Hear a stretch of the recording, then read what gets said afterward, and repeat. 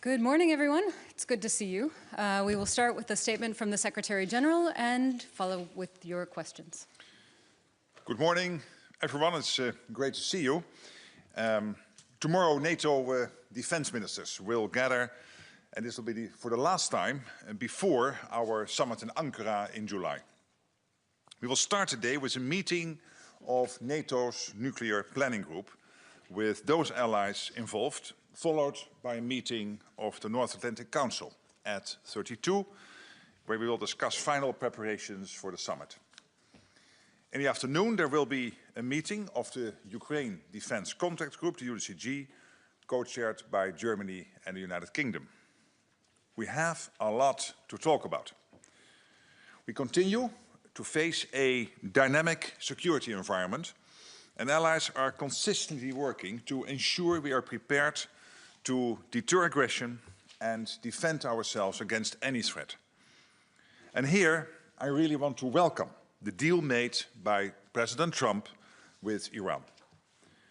The US action to prevent the threat of a nuclear-armed Iran and degrade its ballistic missile capability improves security for us all. And the deal President Trump struck has created an opportunity to ensure Iran never obtains a nuclear weapon. The restoration of free passage through the Strait of Hormuz will be a massive step forward. And I know that many allies, through the initiative led by France and the United Kingdom, are ready to support. Looking to our agenda for defense ministers tomorrow, allies will demonstrate progress on building a stronger Europe in a stronger NATO. We need more forces, more resources, and a much stronger industrial base. That means making steady increases to defense investment and more fairly sharing responsibility for our collective security.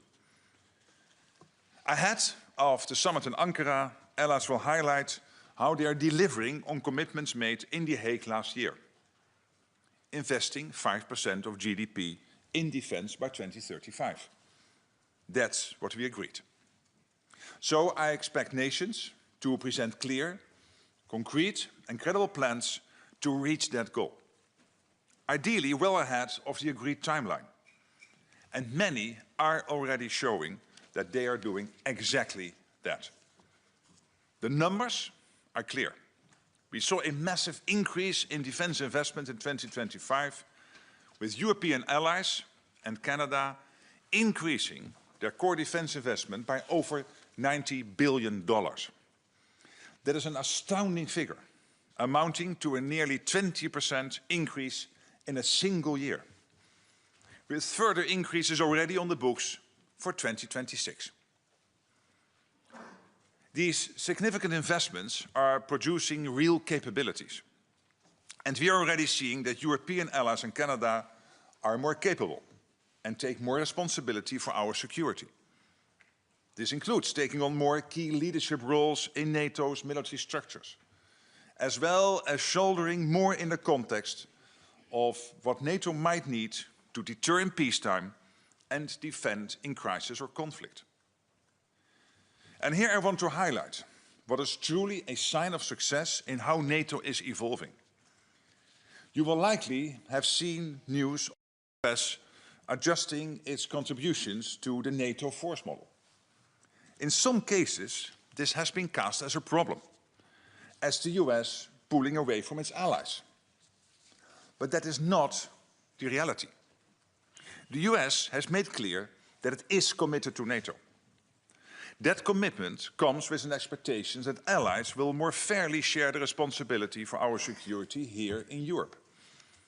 They have made clear that the US nuclear deterrent is solid, and that it is crucial that Europe and Canada do more on the conventional front, understanding that the US has obligations around the globe that it needs to account for.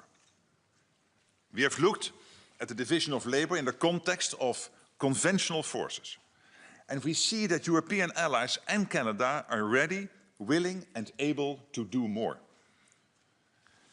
Based on this, the United States has adjusted its pledges to the NATO force model, This is not primarily about where forces and assets are currently, but about who would do what if our defense plans were activated.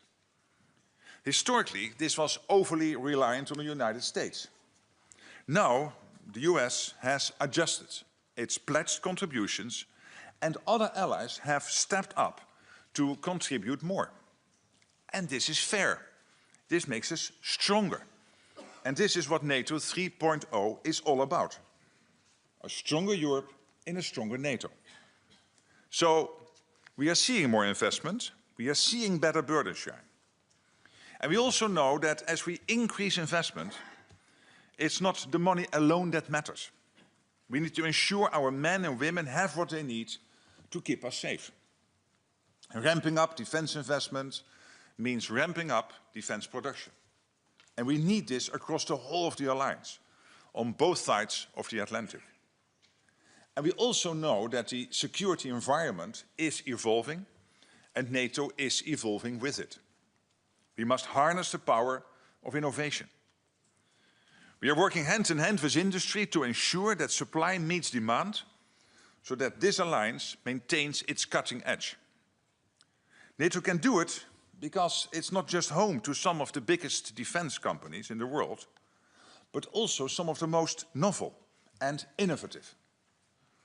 This makes us stronger and more secure while also creating jobs and economic growth. It is a real win-win. Finally, with Russia's war in its 5th year, providing support to Ukraine remains a priority. Ukraine is demonstrating that the Russian war machine is not unstoppable and is shifting the dynamics on the battlefield. Together, allies have given billions in artillery and ammunition and aid, but it is crucial to continue this support to help Ukraine maintain its advantage. This will be my message at the UDCG. So as you can see, we have plenty on the agenda, and I will be back tomorrow to tell you how it went. But in the meantime, of course, I'm ready to take your questions. Okay, let's start here in the second row, AFP. Thank you very much, Secretary General. Max Delaney from AFP. How are you? Coming back to... Yes, hello, good to see you. Hi. Coming back to the force model, which you gave a long explanation to. You didn't mention the timeline, though, for the US plans to reduce their commitments to the force model. Is this from tomorrow? These US assets would not be available if NATO's defense plans were activated, or is it over longer time to give the Europeans the ability to replace them? And if there is a war, you just said that the defense plans, the US will have a lesser role in it. Do you not expect the US to come all in Europe if there's a war with Russia? Again, let me start by saying this is not about where forces and assets are currently located. It's about who would do what if our defense plans were activated. So let's say in case of an Article 5 situation. And what the Supreme Allied Commander SACEUR has said is that when it comes to the capabilities, the United States will no longer pledge. There are largely capabilities available that other allies already have or will have in the near future. And we have already seen that as the United States has adjusted its pledged contributions, other allies have stepped up to contribute more, in some cases completely, in some cases nearly, but there are also areas that require more work. But the overall picture is looking good. Okay, next question. Let's go here, third row, second one in. Hello, Secretary General. Melike Pala, morning. Anadolu Turkish News Agency. I have a question about the Strait of Hormuz, actually, because 2 days ago, during his meeting with Trump, French President Macron offered to help reopen the Strait of Hormuz if they're requested by the regional actors, including the United States, and also say that European forces could be rapidly deployed to the area. I wonder, what is the NATO's vision as well as position in this regard? Thank you.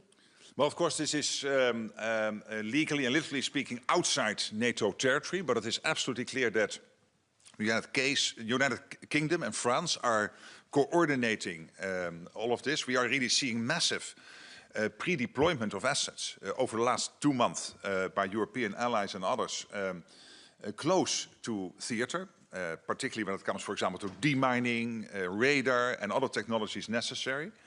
And as I understand it, what I'm hearing from the G7 is that this was discussed. So what could this UK-French-led initiative with so many countries involved, could they do post this whole deal which has been struck between the United States and Iran to make sure that they help to deliver on this commitment of making sure that the freedom of navigation is fully restored. But this is all in the making, but the good news is that these discussions are ongoing. Whether NATO will play a role there, yes or no, if helpful, of course, we will play a role, but if they can do it without us, also okay, so we are always ready to help if so wanted.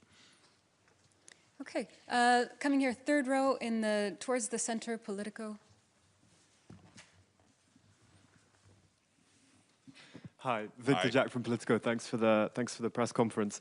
I have a question on defense spending. So some allies' defense spending is set to flatline this year, while others, Czechia, Slovenia, Hungary, for example, is actually likely to fall below 2% of GDP this year. What's your message to these allies, given the commitments that they made last year? Thanks. Well, again, when you look at the increases, they're really staggering. In total, this is over 90 billion in 1 year. 2025, 90 billion more spent on defense than the year before. When you look at all 2%, almost all allies are on 2%. Last year, Albania, Czechia and Slovenia were not, but they have clearly committed to reach more than 2% this year. And then these 3 countries, when you look at the overall picture, it is a really small number. It is 800 million. They are not spending when it comes to the full 2%, compared to a total defense spend of $571 US.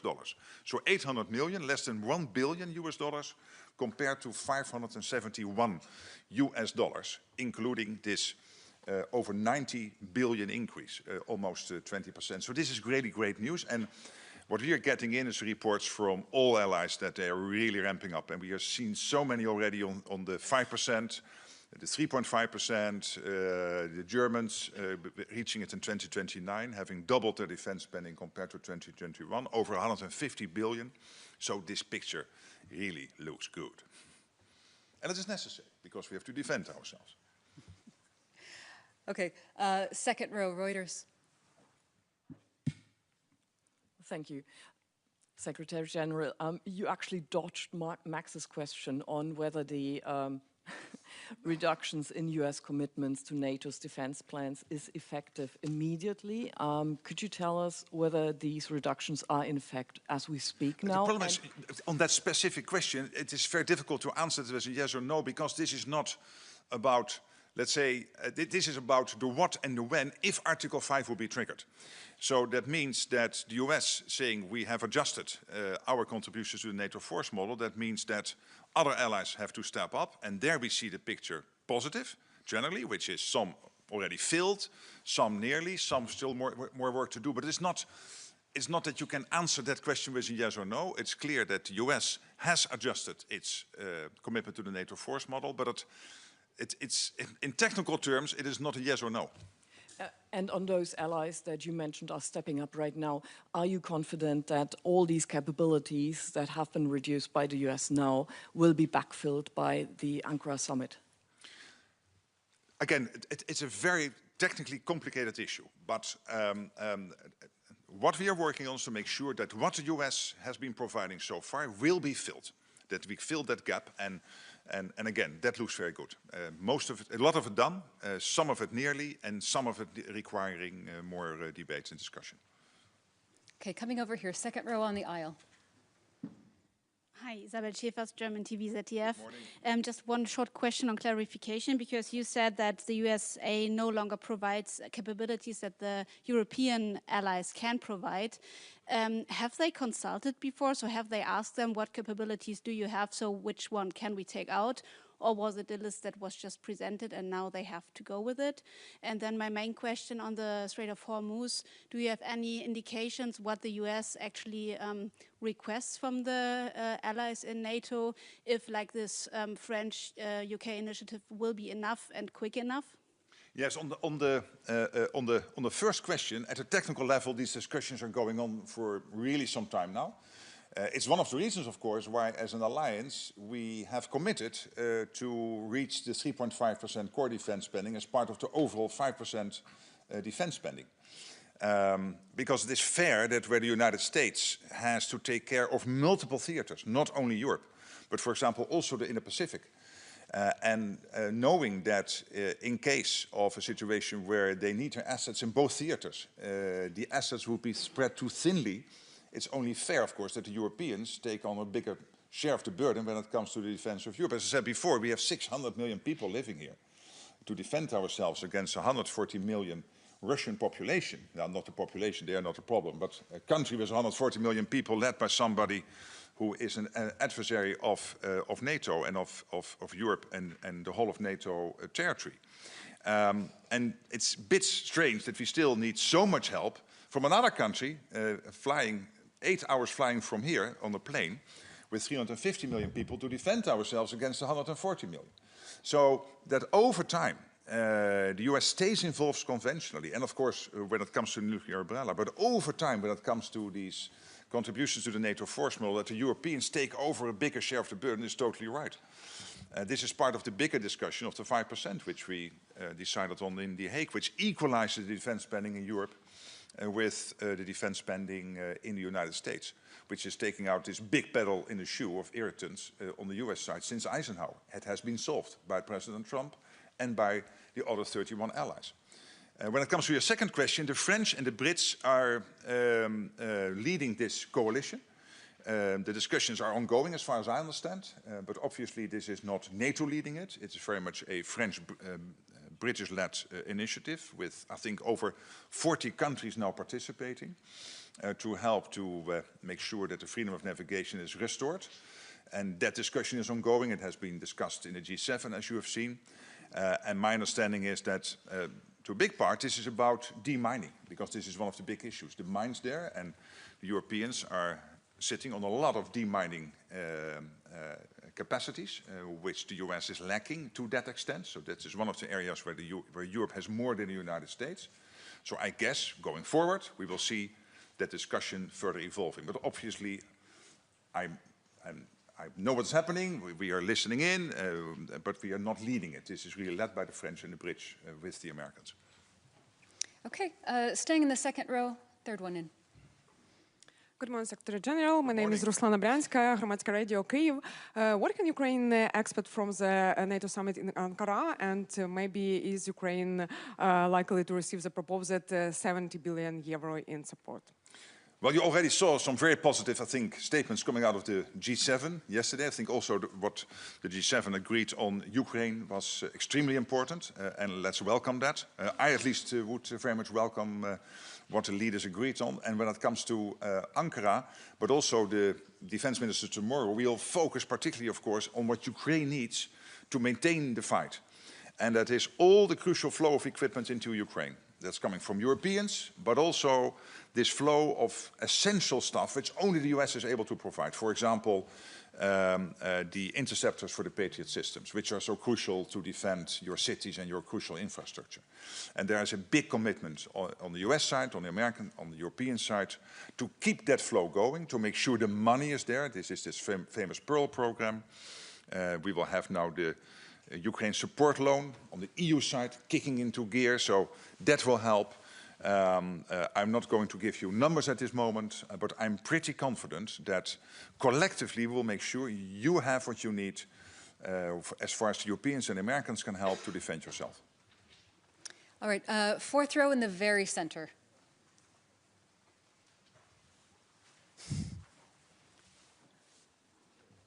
Thank you. A very good morning. Good morning.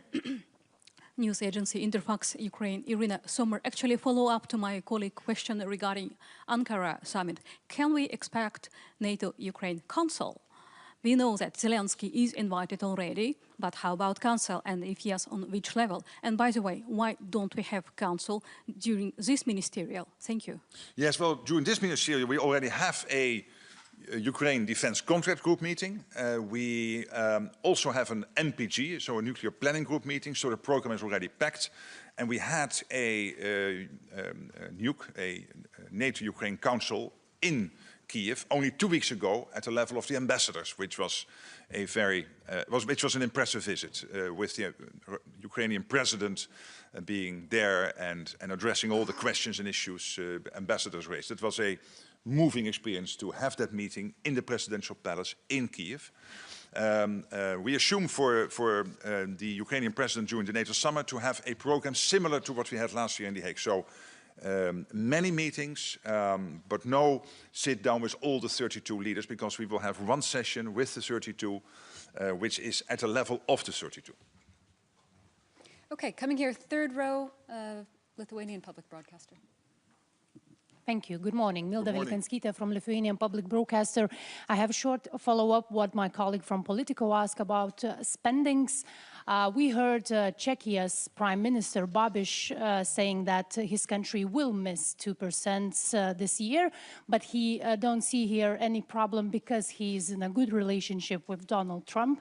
So I want to ask you, do you think it is enough to have good relationship with Donald Trump not to reach what agreed? And I have a question on nuclear deterrence. We know that already 9 countries joined France's initiative of nuclear umbrella. Would you say that this initiative is an ambition to one day be able to replace United States with nuclear weapon, or it could be as addition to what we have already? Thank you.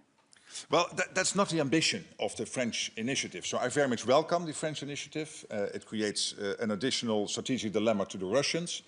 But it's not to replace the nuclear umbrella from the United States, which is the ultimate guarantor of our freedom in Europe. So that will stay in place.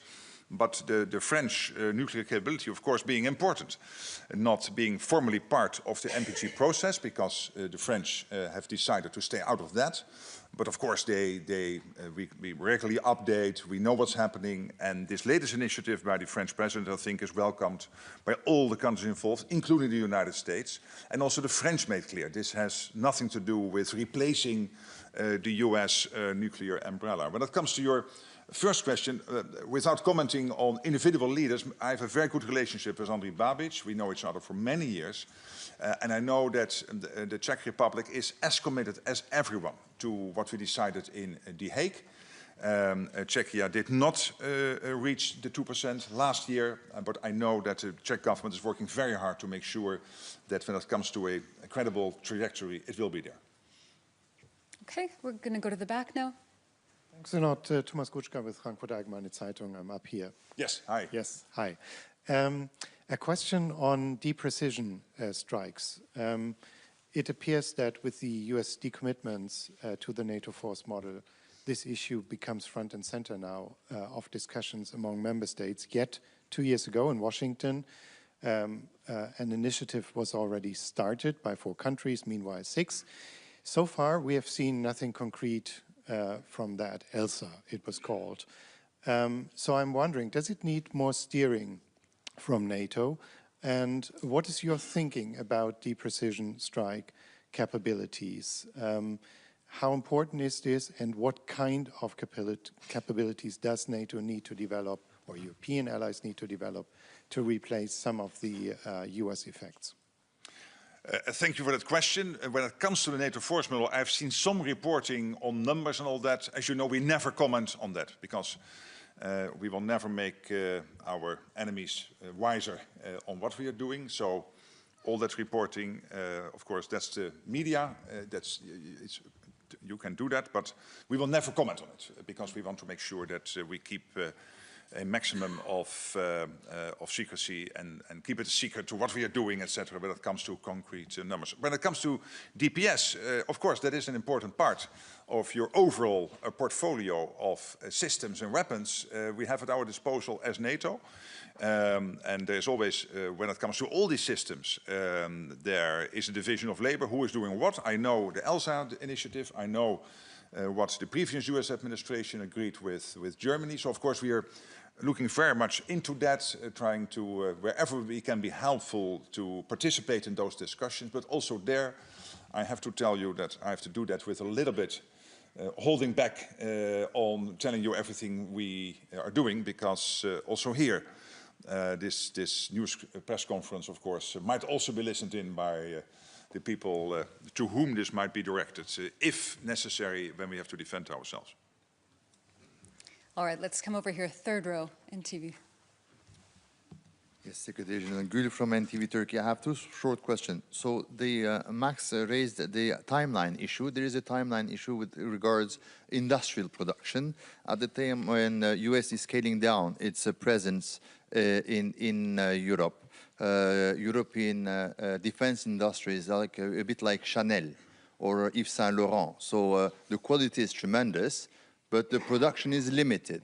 So this is creating a gap, particularly for the appetite of Russia, a growing appetite for Europe. So do you think that in due course, 2-3 years, we are able to ramp up this production? And second question is with regard, for the last 6 months, there was some ups and downs in relations between the two sides of the Atlantic. Since now there is an agreement on Hormuz, do you think that the Ankara summit will be a kind of, you know, kiss and hugs amongst the ally or not?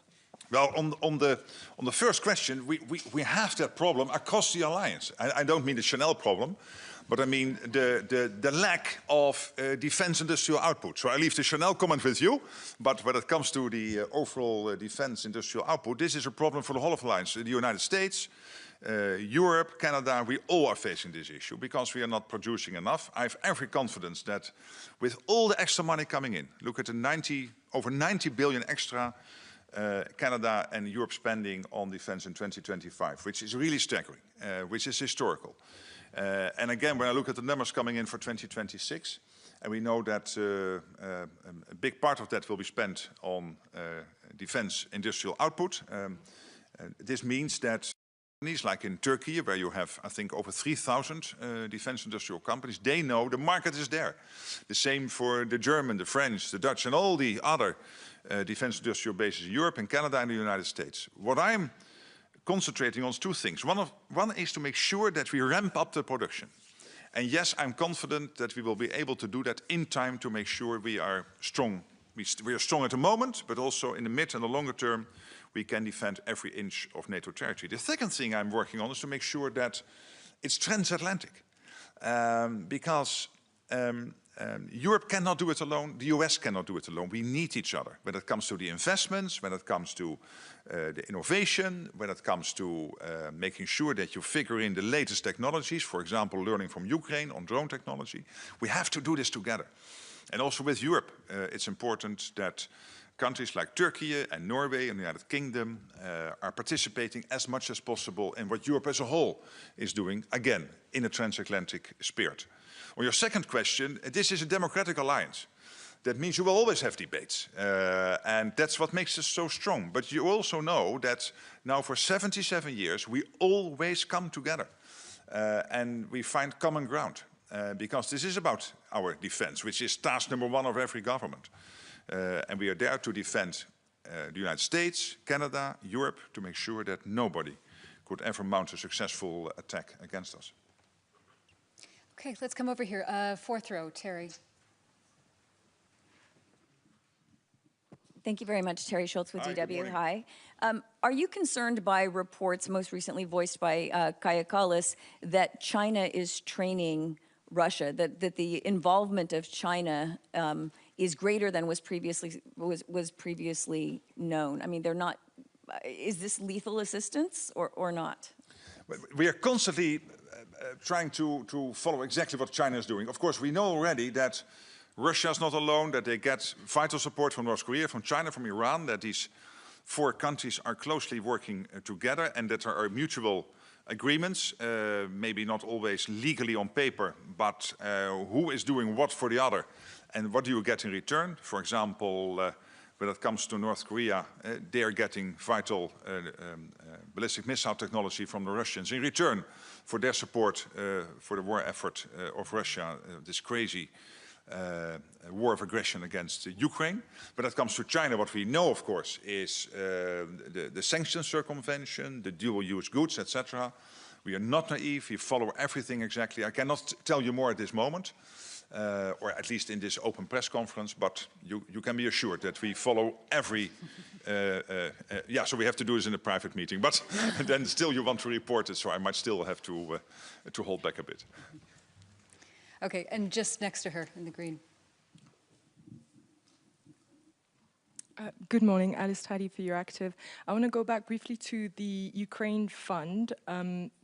Has the US indicated that it plans to participate in this fund? Because I understand they stopped all donations to Ukraine a couple of years ago, so will they put money on the table? And then second question, apart from this fund, which could be one of the main deliverables of the summit, what does, with 3 weeks away, what does a successful summit outcome look to you? For me, the most important thing is that, and again, I think you can already see it today from the G7 statement, is that the Western world, all NATO allies are completely committed to make sure that Ukraine maintains its position in the fight against Russia, is able to defend itself, is able whenever it comes to peace negotiations, to have these negotiations from a position of strength.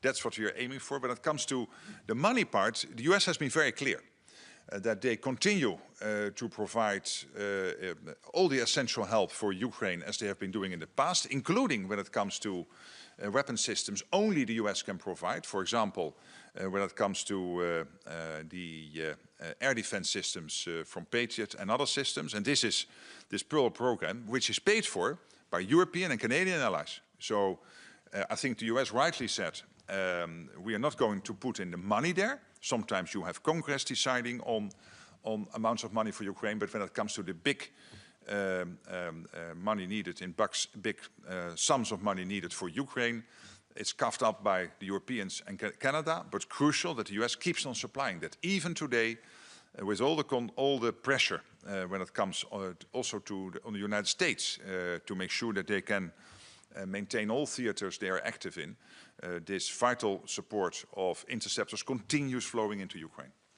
but paid for by Europeans and Canada. Now, I try to answer that to saying, for me, the successful outcome is that there is an absolute ironclad commitment by the whole of the alliance, as we did in The Hague, and what you've seen since The Hague with the Pearl program, with all the support still going into Ukraine. Ukraine also sharing more and more of their battlefield insights with the Europeans, Canada and the United States, for example, through our joint center in Poland, JTEC, but also other ways to basically share all these insights when it comes to drone technology and modern warfighting, where NATO also can learn, of course, and Ukraine can still learn from NATO. So this is exchanging all these insights. It is still investing in Ukraine's defense industrial base, making sure the Czech ammunition initiative is up and running, Pearl is up and running, making sure that all the bilateral support is there, and particularly focused on the concrete needs of Ukraine.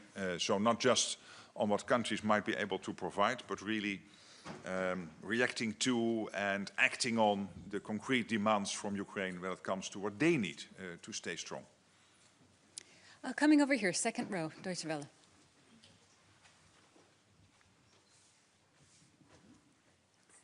Ksenia Polska, morning, it's still morning, I'm checking. Ksenia Polska, Deutsche Welle, Russian and Ukrainian Service. Secretary General, considering the need for the European allies to take over more responsibility from the United States and invest more in their own defense, how do you make sure this does not compete with continuous military support to Ukraine? It doesn't, to be honest. I think we can do it. It has to be and everybody realizes that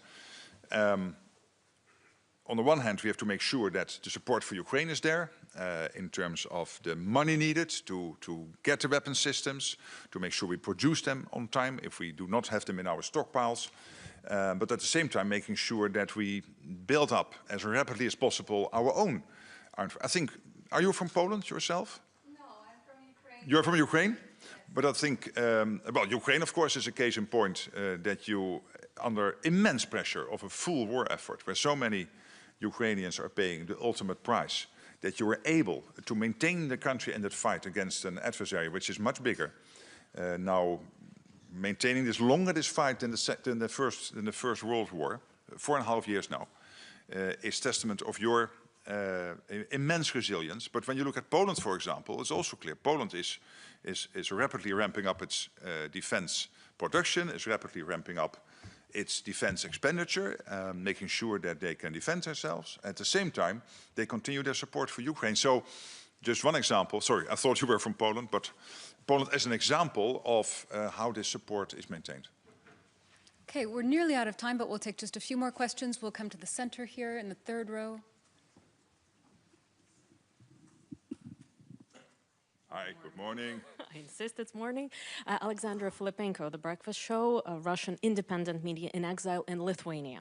So Ukraine is now successfully striking deep inside Russia thanks to its own technologies. But in Washington, especially after the Sunday talks with President Zelensky and with Putin, Washington expressed that those strikes might hinder peace talks. What does NATO want? To Ukraine to continue the pressure or to hold back for those talks? Well, let's start with answering the question why Ukraine is doing this. This is because Ukraine, on the 23rd, 24th of February 2022, was confronted with a Russia which started a full-scale invasion. Of course, after already in 2014 starting the war with capturing Crimea. And this was unprovoked, totally reckless. And of course, Ukraine has to defend itself. This is what we all think and find and do, and try Ukraine to help with. And I think the G7 statement yesterday, signed by all the heads of state and government present in this beautiful French town, is very clear on this. So maybe I can just refer to the statement. And I think it gives you the clarity that we agree on this, that we have to make sure that Ukraine has what it needs to stay strong. All right, fourth row over here. Good day, Lana Gidošević from Blitz Television from Serbia. Morning. Last week, NATO stated that security situation in Kosovo is stable, allowing the adjustment of optimization of the KFOR mission. What does that exactly mean, and does that mean in the ground? And what the situation is going to look like, especially if we speak about Serbian minority in North Kosovo? Yeah, so a good question. When you look at the security situation in Kosovo, what we're seeing over the last years is that it has continued to improve. So that's good news. And that is why NATO ceased in January the deployment of reserve forces to the Kosovo force. And this is after 2 years of continuous rotation.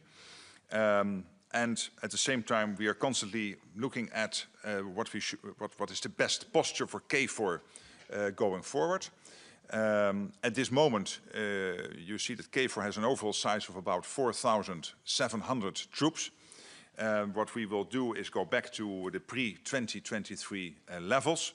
Of course, and depending on the circumstances, you will see a KFOR going forward with between 3,000 and 3,500 troops. And that is, I think, reflecting the improved security situation, where the KFOR mission, of course, stays absolutely focused on its core mission. Coming to the first row here. Good morning, Secretary General. Ida Hallikainen for Ilta-Sanomat, Finland. President of Finland, Alexander Stubb, has spoken about reopening channels of communication with Russia. Last week, he said that contact should be established within the coming months. What is your view on this, and what might a future dialogue with Russia look like? Yeah, clearly this is something debated among allies, absolutely. You also see this discussion in the European Union. Of course, the president of Finland is also participating in those discussions, the prime minister and the president. At the moment, this is not a discussion we are having in NATO at the political level. It's really a discussion playing out in the EU at the moment. Of course, we are following that and will be supportive wherever we can. Okay, final question. Second row here, gentleman in the blue jacket. Daniel Tkia, Ukrainian TV. Hi. Does Ukraine have a stronger hand right now, both at the negotiating table and on the battlefield? And after this G7 summit this week, is President Trump moving closer to Ukraine's position? What is your feeling? Are you more positive about US position in that? Well, to be honest, I've always been positive about the US position because I always felt and still think and have the conviction that it is only the United States who was able to break the deadlock originally when President Trump came back into office last year, February. He consistently has been working with his team, with Steve Witkoff and Jared Kushner, Mark Rubio, with Pete Hegseth to do everything possible to bring this terrible war to an end. When you look at the battlefield situation, obviously it has changed somewhat in terms that Russia is not making advances at the moment on the battlefield, it seems, and you are doing well in the battle. It's not that you are getting big pieces of land back, but at least the front line is more stable, and the advances by the Russians have been halted much more than, let's say, 2 or 3 months ago.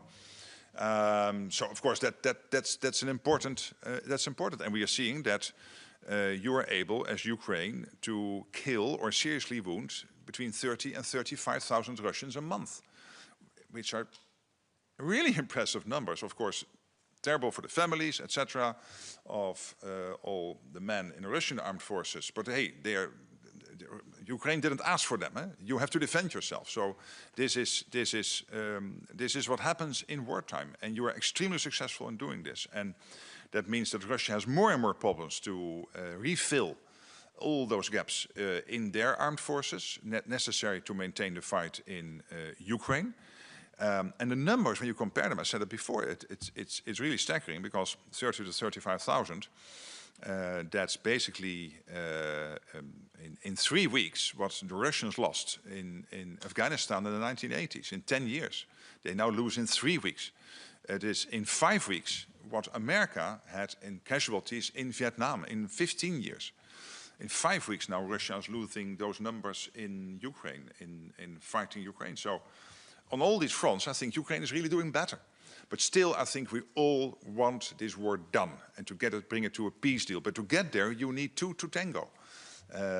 Your president is willing to tango, is willing to get to a negotiating table, but clearly the Russian president, Vladimir Putin, so far is not. And here the American president is, I think, playing a very positive role now for a year and a half in trying to get this war done. He wants to get it done, and I completely support him. All right, that's all we have time for now, but we will be back this afternoon with the Prime Minister of Latvia. You can join us very early tomorrow morning for the doorstep before the ministerial meeting, after the ministerial tomorrow afternoon. At that greatly early hour. 7:10. We'll see you then. All right, thanks everyone. See you later. Thanks.